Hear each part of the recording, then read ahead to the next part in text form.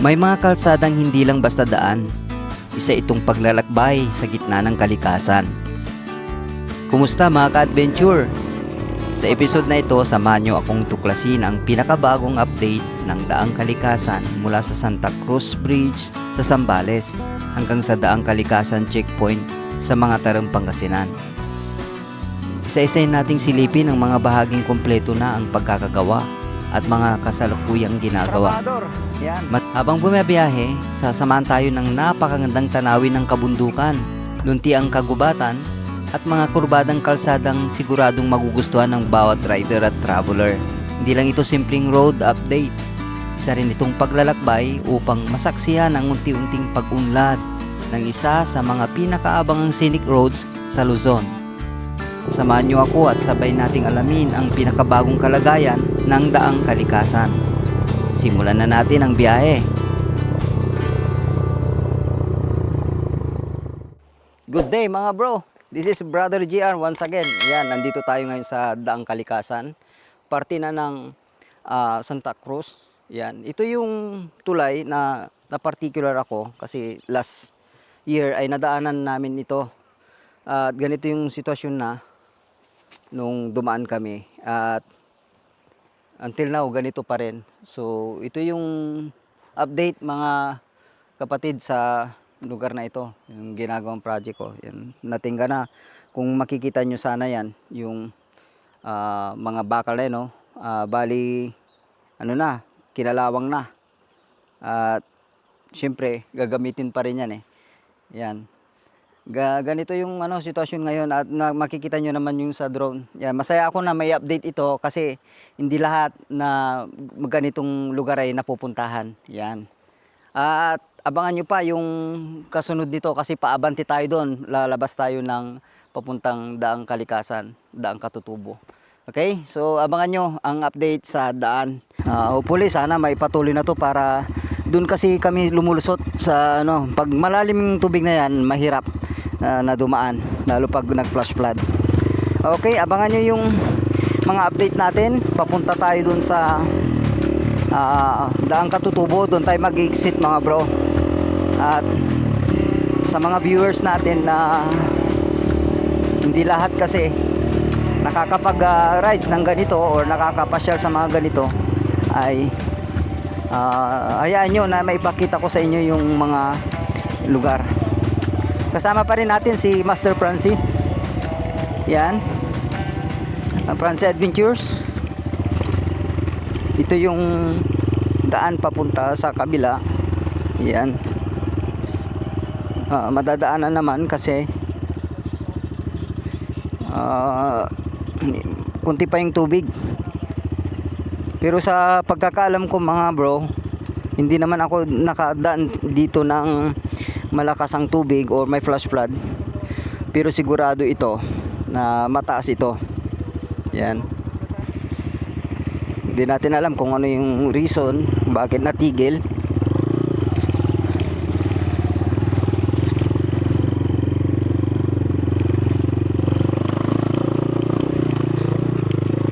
At mayroong dito, may bagong resort at hindi din natin alam kung kailan nag-start ito.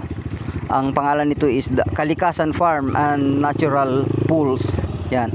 Silipin natin mga bro. Nandito na rin lang tayo. Maganda dito. Gilid pala mismo ng ilog. Oh.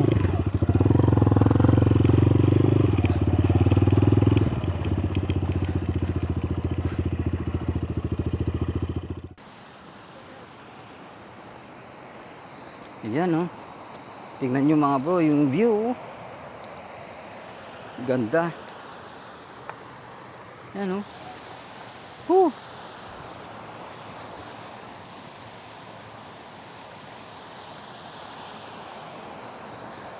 Dito lang yan sa may after ng ginagawang tulay mga bro. Yan, makikita nyo ito. At alam ko naging sulit ito this last summer. Sa nakarang mga araw kasi maganda yung spot dito. Napakasulit dito. Ito yung mga tanawin na gustong gusto ko na puntaan. Salamat po.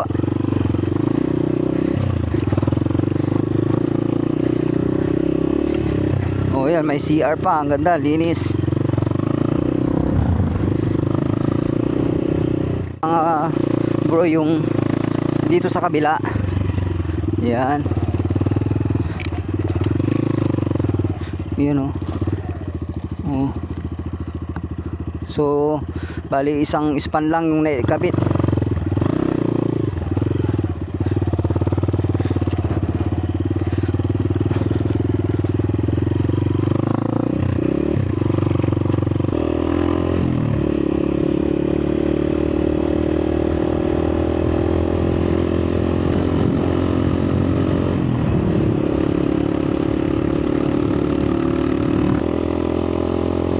Ganda ng mga bundok, mga punong kahoy dito sa part na to.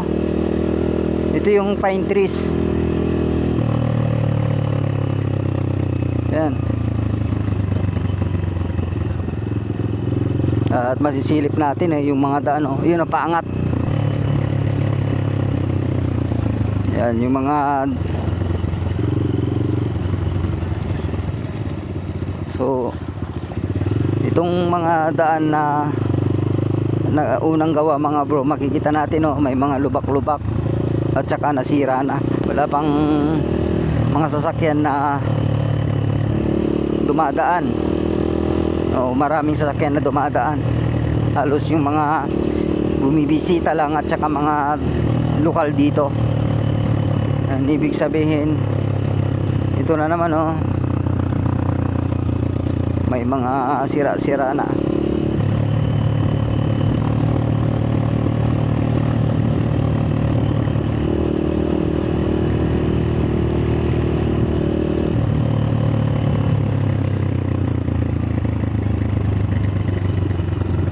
May daan doon, oh, pakaliwa.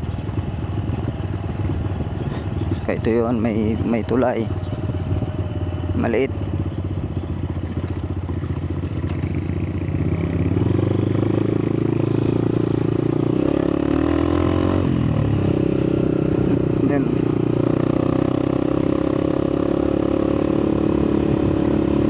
Napansin ko dito, parang yung sobra na simento nilalagay sa gilid na lang dito sa may rampa dito, mga bro, sa bandang kanan, no?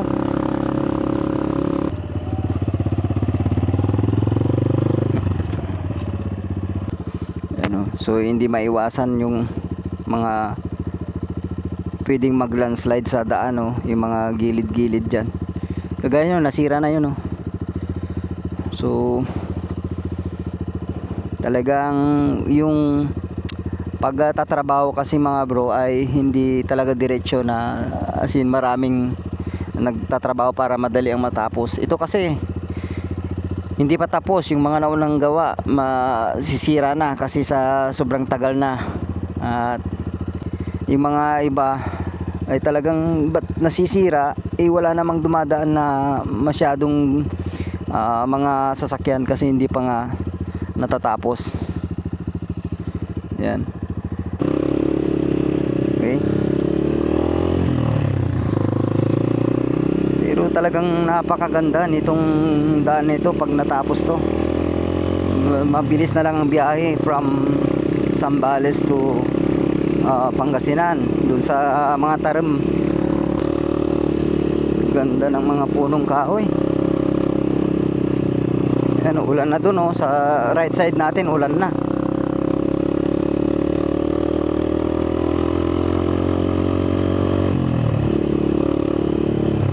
Yun, oh.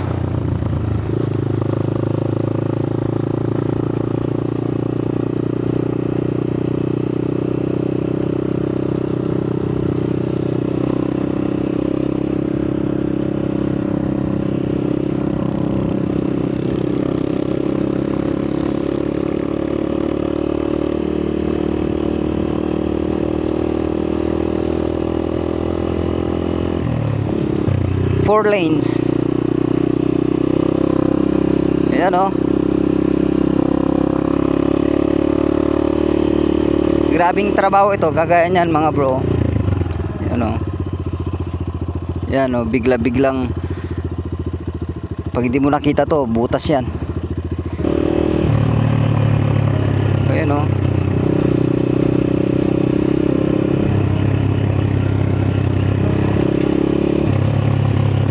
Ongoing pa rin yung trabaho dito mga bro. Doon yung mga semento, oh. Abutan ng ulan. Ayan o. Ongoing pa rin, oh. Yan, shout out sa mga masisipag nating mga trabahador. Yan, sila yung bayani. Sila yung nagtatrabaho para sa mga daan na ginagawa para mayroon tayong madaanan at komportable ang biyahe natin. Yan.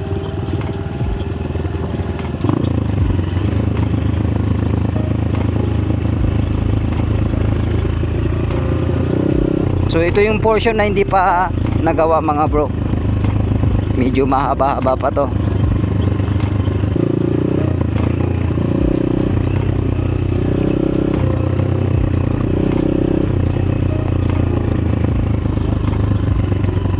Ganda.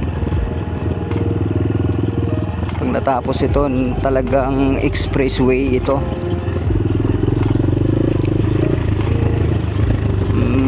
Magkakaroon ng maraming history sa biyahe.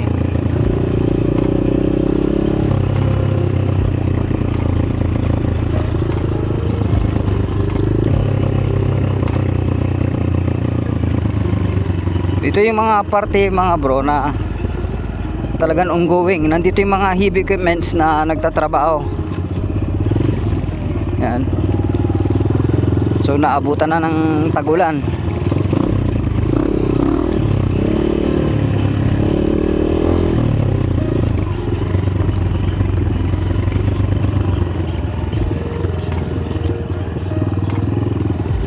Napakalaking pundo ito. Pera ng kaban ng gobyerno, kaban ng bayan.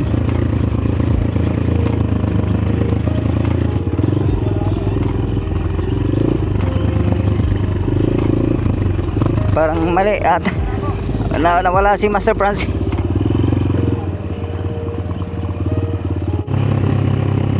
Pero mga heavy equipments.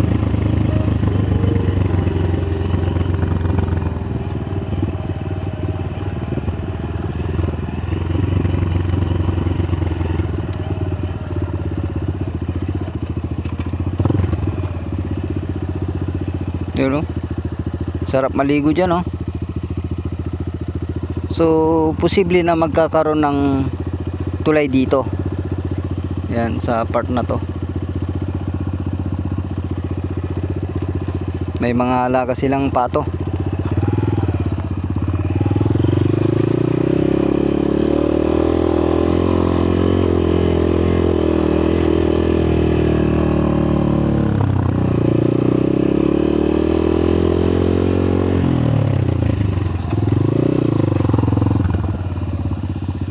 Doon tayo galing kanina.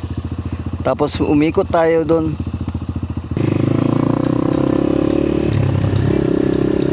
So, dati ito, last year ay ano pa, nung dumaan kami dito mga bro, hindi pa ito nagagawa. Ongoing. Wala na dito sa right side natin.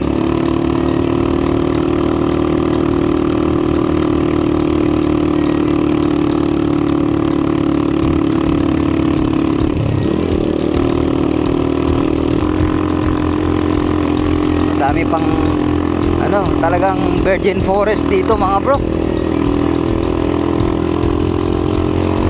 Ang lalaki pa ng punong kahoy.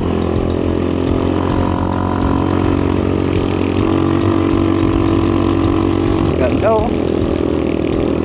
Kahapon nung dumaan tayo dito, talagang ma-fog.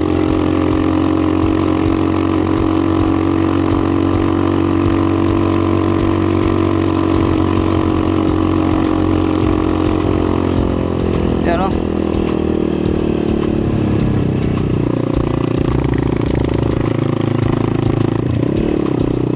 rin may bumagsak na bro, kasi walang konkretong nakasara dyan, kaya ito bumabagsak. Yan, naglalandslide.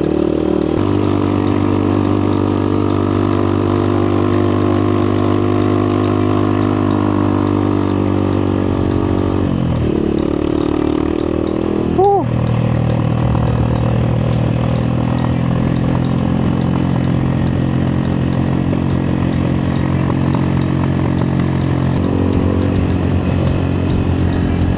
Yan o.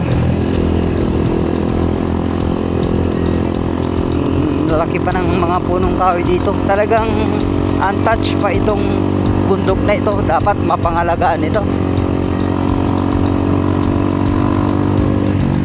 Biruin nyo, mayroong pang ganitong klaseng kabundukan sa dito na part, Pangasinan, Zambales. Kaya pala daang kalikasan, kasi tinagos ng kalsadang ito ang kalikasan.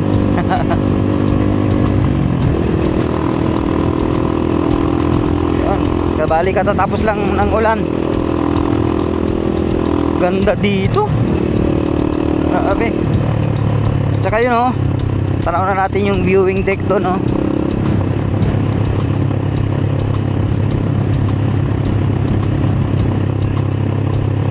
Makakasalubong pa natin ata ang ulan.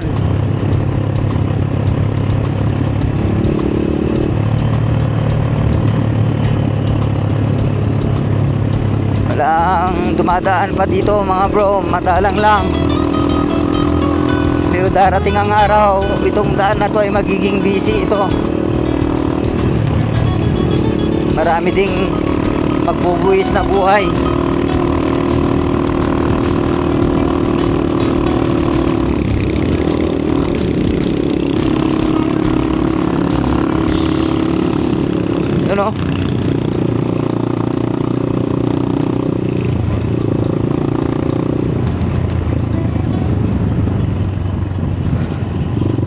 Bali, magano muna tayo mga bro. Pagbatila ng ulan. Punta muna tayo dito. Oo.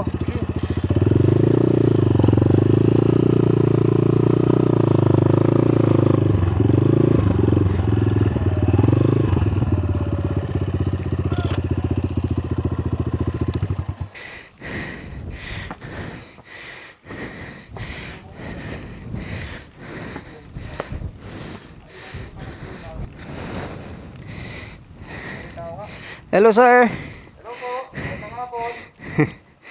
Makisilong lang po. Magkisilong na sir. Hindi pa natin napapanik itong taas. Tingnan namin sa taas sir.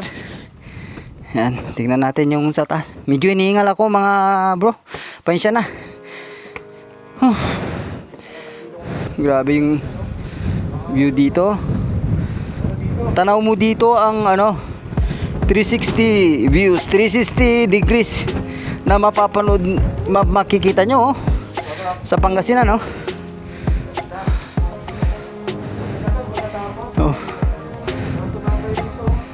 May solar panel dito sa taas. Lalaki.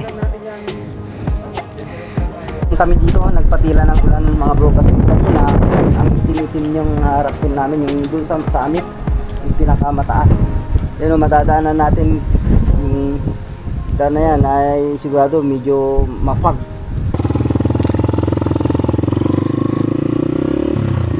So from dito sa may viewing deck, yan makikita natin yung sitwasyon dun sa pinaka summit, yung pinakamataas na part.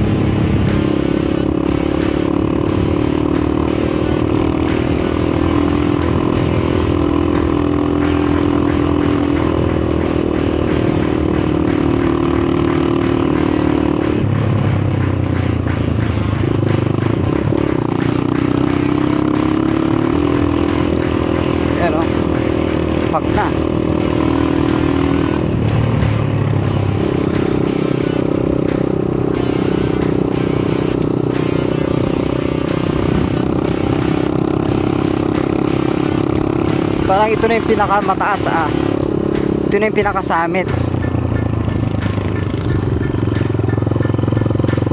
Yan, so pababa na tayo.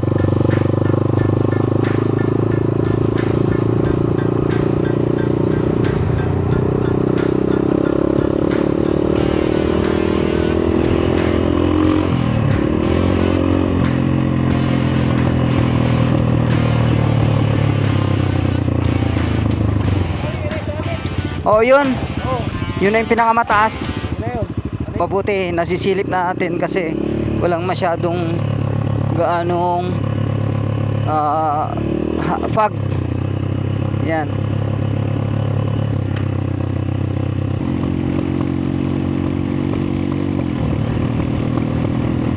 Pababa na tayo.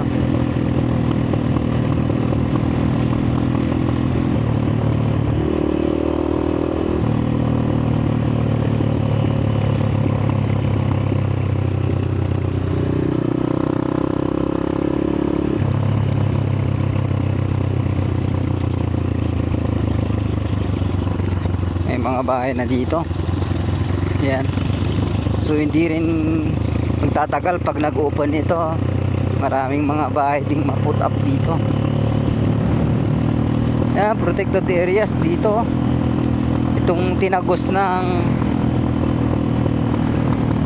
daang kalikasan na daan, oh. Talagang makikita mo yung mga puno.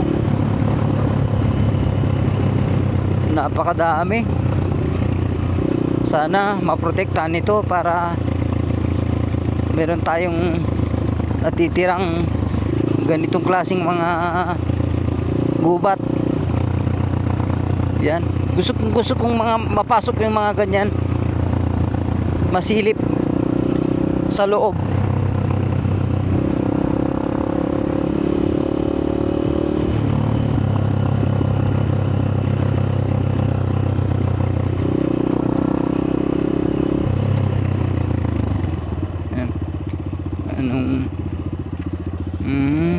Semento. Yung kagaya niyan mga bro. Gumawa sila ng pinaka-speedway dito. Ayun, speedway para sa tubig. Ang problema dito, Tsaka napansin ko halos lahat ng nasa gilid ng kalsada, yung mga puno may namamatay, oh.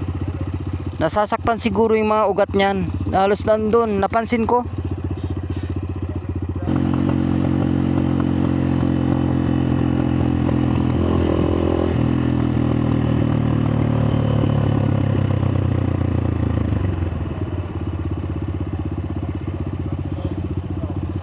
$92 million.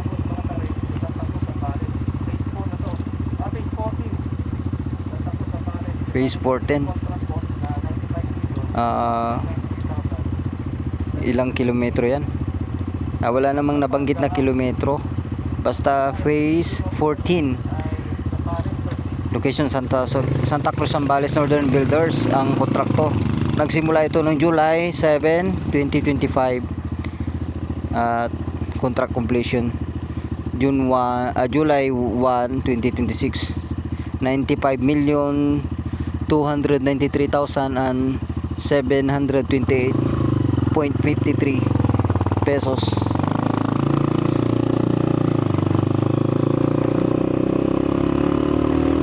Grabe. Laki.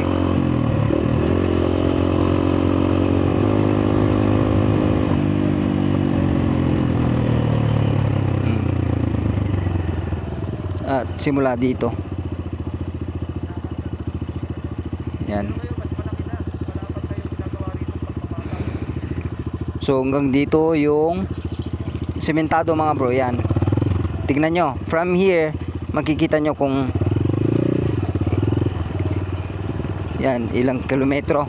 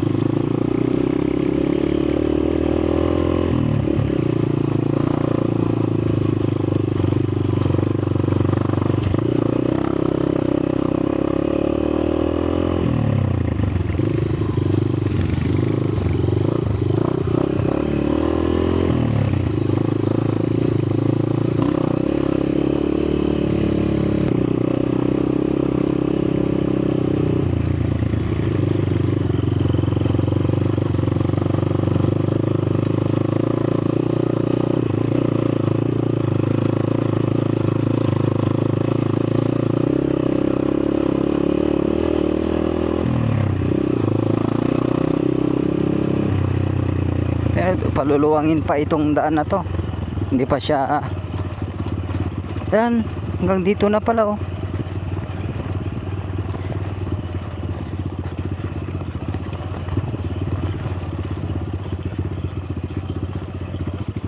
At almost 2 kilometers ang hindi pa nasisemento. 3 kilometro.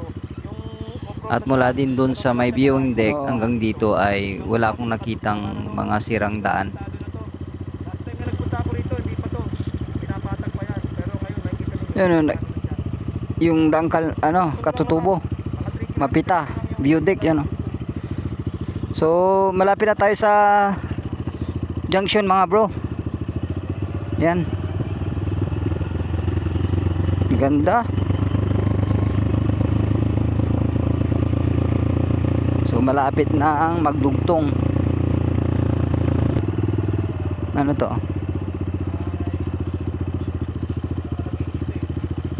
Pangasinan, mga tarim na to.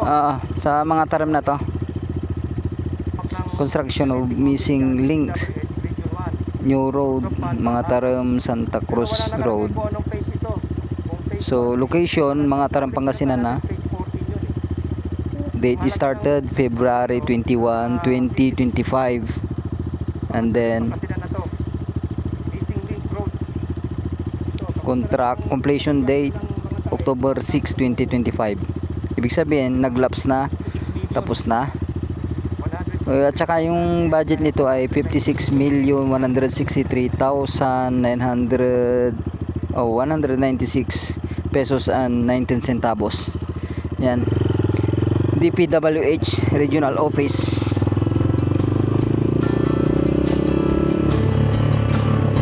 Region 1.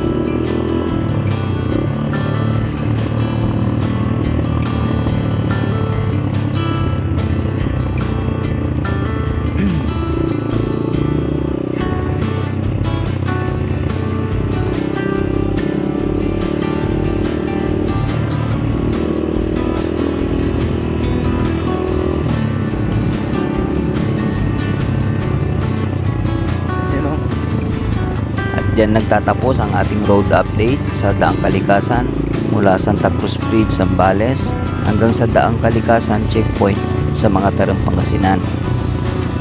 Maraming salamat sa inyong pagsama sa biyahe. Sana ay nakatulong ang video na ito para mabigyan kayo ng malinaw na idea sa kasalukuyang kalagayan ng Daang Kalikasan. Hanggang sa muli, ride safe palagi. At sama-sama nating tuklasin ang mas marami pang magagandang lugar sa Pilipinas. So ito na yung junction.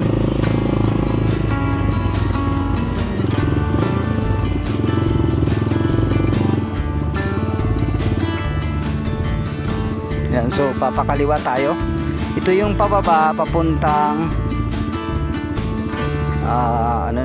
mga Taram.